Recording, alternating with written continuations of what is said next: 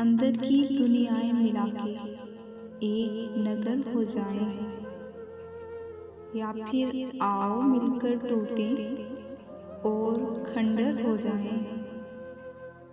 ایک نام پڑھیں یوں دونوں اور دعا یوں مانگیں، یا سجدے سے سر نہ اٹھیں یا لفظ اثر ہو جائیں۔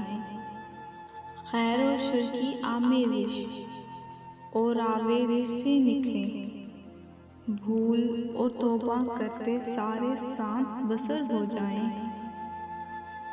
ہم ازلی آوارہ جن کا گھر ہی نہیں ہے کوئی، لیکن جن رستوں سے گزرے راستے گھر ہو جائیں۔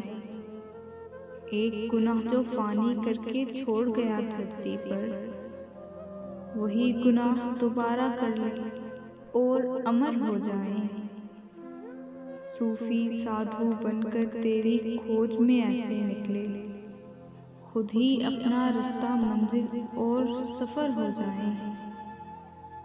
زندگی کی تنگی عشق کا روگ اور لوگ منافق سارے، آؤ ایسے شہر سے حیدر شہر بدر ہو جائیں۔